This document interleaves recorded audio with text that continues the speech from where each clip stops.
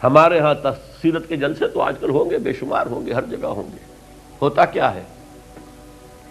آپ کی عظمت بیان ہو رہی ہے، آپ کی کالی کملی کا تذکرہ ہو رہا ہے، آپ کی سرمئی آنکھوں کا حسن بیان کیا جا رہا ہے، آپ کی زلفوں کی یہ ہے، یہ تو نہیں ہے،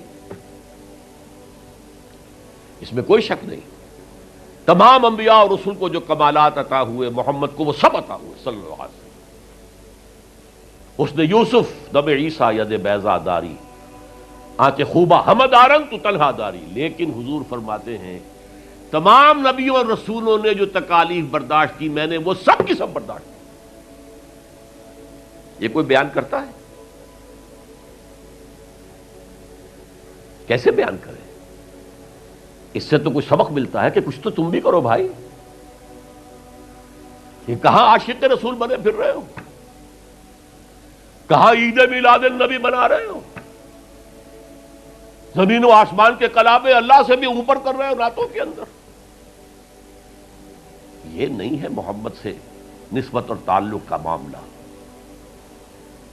اب آپ دیکھیے، جو اب واقعاتی انداز میں تو جانے کا وقت ہے نہیں نا، لیکن ایک بات آپ کو بتا دوں،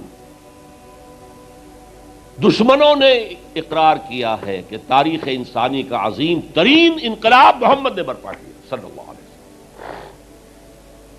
M N Roy of India, member of communist international, اس نے 1920 میں تقریر کی لاہور میں، بریڈلا ہال میں، دی ہسٹوریکل رول آف اسلام. وہ کتاب اب بھی انڈیا میں چھپتی ہے.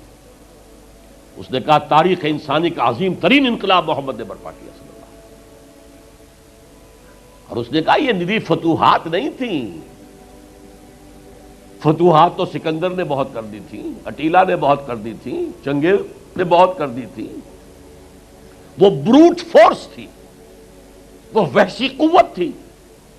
اور محمد کی فتوحات اور ان کی امت کی فتوحات سے نئی تہذیب دنیا میں آئی، نئی روشنی دنیا میں آئی، نئے علوم ایجاد ہوئے، دنیا منور ہو گئی. بہت عمدہ کتاب ہے، ہسٹوریکل رول آف اسلام. 1980 کے قریب کتاب چھپی امریکہ میں، دی 100 a selection and gradation of the 100 most influential personalities of human history. تاریخ انسانی کا دھارا بہتا ہے، ہم بھی اس میں بہ رہے ہیں، بہ رہے ہیں، جدھر بہ رہا ہے ہم بھی بہ رہے ہیں. چلو تم ادھر کو ہوا ہو جدھر کی. کچھ لوگ ایسے ہوتے ہیں کہ جو دھارے کا رخ بدلتے ہیں. بہنے والے تو سب ہیں، لیکن اس دھارے کے رخ کو بدلنے والا کوئی کوئی ہوتا ہے. تو ڈاکٹر مائیکل ہارٹ نے پہلے 100 آدمیوں کا انتخاب کر لیا جنہوں نے تاریخ کے دھارے کا رخ موڑا ہے. سلیکشن، پھر گریڈیشن. ان میں سب سے زیادہ جس نے موڑا ہے، جس سے سب سے زیادہ مؤثر ہوا، وہ کون؟ نمبر 1، پھر نمبر 2، پھر نمبر 3، 100 تک چلا گیا. نمبر 1 پر حضور کو لا رہا ہے. عیسائی ہے اور ابھی تک کوئی اطلاع نہیں ہے اس کے اسلام لے آنے کی. زندہ ہے، مینہٹن میں رہتا ہے. اس نے پھر اس کی وجہ بیان کی کہ naturally I O an explanation. Jesus کو جسے خدا مانتے ہیں اسے نمبر 3 پہ لے گیا، حضور کو نمبر 1 پر. اور جواب کیا دیتا ہے؟ ایکسپلینیشن کیا ہے؟ This is because he is the only person supremely successful in both the religious and secular fields. جتنے بڑے لوگ دنیا میں ہیں وہ یا ادھر اونچے ہیں تو ادھر کچھ نہیں، ادھر اونچے ہیں تو ادھر کچھ نہیں. بڑے حکمران، بڑے فاتح، اخلاقی اور دینی اور روحانی اعتبار سے 0 بلکہ مائنس. بڑے مذہب، اخلاقی تعلیمات، روحانی تعلیمات بہت اونچے، گوتم بدھ، حضرت مسیح، لیکن ریاست، حکومت، سیاست 0. ایک ہی شخص ہے، ایک شخص ہے. کتنی بڑی سچائی اس کے قلم سے نکلی ہے. دی only person supremely successful in both the religious and the secular fields. بہرحال یہ سمجھیے کہ تکمیل رسالت کا یہ مرحلہ ہے، یہ مظہر ہے۔ اگر حضور نے اس کو قائم کر کے نہ دکھایا ہوتا تو کہا جا سکتا تھا کہ ٹھیک ہے جی نظام تو بڑا اچھا ہی ہے، لیکن یہ انہونی بات ہے، بھلا کوئی بات ہے؟ سید القوم خادمہم، قوم کا سردار خادم ہوتا ہے، شاعری ہے یہ، اچھا شعر کہہ دیا ہے۔ لیکن محمد نے وہ نظام قائم کیا جہاں ابو بکر اور عمر خادم تھے، چٹائیوں پر بیٹھتے تھے، پیوند لگے ہوئے کپڑے پہنتے تھے، رات کو گشت کے دوران کسی عورت کے کراہنے کی آواز آئی ہے، پتہ کیا، معلوم ہوا کہ درد ذہن میں ہے اور کوئی اٹینڈ کرنے والا نہیں ہے، فوراً گھر گئے، اپنی بیوی کو لے کر آئے، فرسٹ لیڈی، اور اس نے مڈ وائف کا کام کیا ہے۔ ایک اور جگہ دیکھا، بچوں کو رونے کی آواز آئی، پوچھا کیا ہے؟ ماں نے کہا کہ میرے پاس کھانے کو کچھ نہیں ہے، بچے بھوک سے بلک رہے ہیں، اور میں نے یہ صرف ہانڈی چڑھا دی ہے چولہے کے اوپر کے دھوکہ دینے کے لیے کہ کچھ پکا رہی ہوں، تھوڑی دیر میں روتے دھوتے سو جائیں گے۔ کانپ گئے، گئے بیت المال، وہاں سے ایک بوری آٹے کی لی، اپنے کندھے پر، غلام سے کہا میرے کندھے، اس نے کہا میں نہیں چلتا ہوں حضرت۔ نہیں، قیامت میں تم میرا بوجھ نہیں اٹھا سکو گے۔ اپنے کندھے پر بوری لگ کر گئے ہیں، وہاں جا کر کھانا پکوایا ہے۔ یہ سید القوم خادم ہوں، کبھی دیکھی تھی دنیا نے یہ بات؟ قائم کر کے دکھایا، نوع انسانی پر حجت قائم کی ہے۔ مائیکل ہارٹ نمبر 1 پر لا رہا ہے، آپ غور کیجیے۔ ایچ جی ویلز کی بھی اب وقت نہیں ہے میرے پاس، میں نے وہاں تقریر کے اندر پوری واضح کی بات، اس کی شہادت، حالانکہ وہ شاتم رسول ہے، حضور کو گالیاں دی ہیں اس نے، بالکل رشدی کی طرح، اور تسلیمہ نسرین جو ہے بنگلہ دیش کی اس کی طرح، لیکن ایک اعتبار سے گھٹنے ٹیک کر حضور کی مدح کرنے پر مجبور ہے۔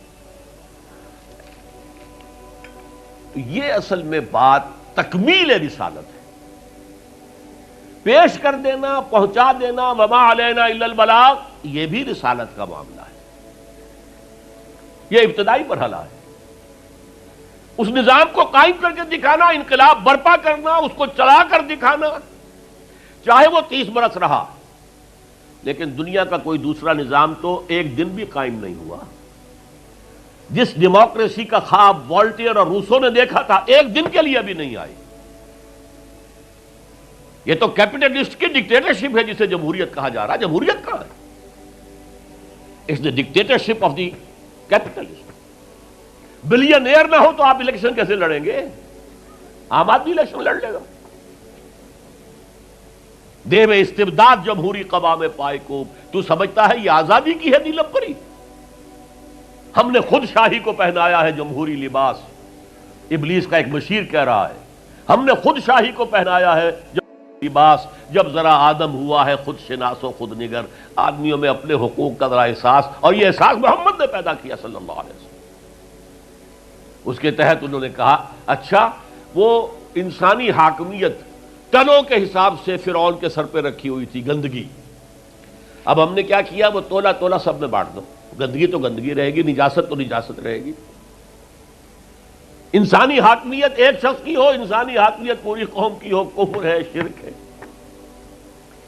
بہرحال تکمیل رسالت کا ایک پہلو یہ ہے، اس کی مثال میں آپ کو دے دوں، نام چونکہ پہلے بھی 2 مرتبہ لے چکا ہوں، سقراط کا شاگرد بھی اور شارح بھی، سقراط کی اپنی کوئی کتاب نہیں ہے، وہ معلم تھا بس، اس کا فلسفہ بیان کیا ہے افلاطون نے، اور پلیٹو نے کتاب لکھی دی ریپبلک۔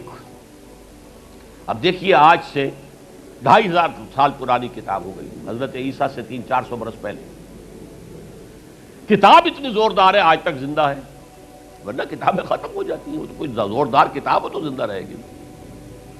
نقشہ پیش کیا ایسے ہونا چاہیے، نظام حکومت ایسا ہونا چاہیے، فلاں ایسا ہونا چاہیے، فلاں ایسا ہونا چاہیے، لیکن وہ نظام ایک دن کے لیے بھی دنیا میں کہیں قائم نہیں ہوا، لہذا اسے کیا کہیں گے؟ یوٹوپیا ہے، ایک خیالی جنت ہے۔ حضور نے بھی خیالی جنت پیش کر دی ہوتی، قائم کر کے نہ دکھاتے تو وہ حجت نہیں بن سکتی نوع انسانی۔ تکمیل رسالت، نہ حضرت ابراہیم کے ہاتھوں کہیں نظام قائم ہوا، حالانکہ ابو الانبیاء، خلیل اللہ، امام الناس، انی جاعلک للناس اماما واتخذ اللہ ابراہیم خلیلا، نظام تو نہیں بنا، نہ موسیٰ کے ہاتھوں نہ عیسیٰ کے ہاتھوں علیہم الصلوۃ والسلام۔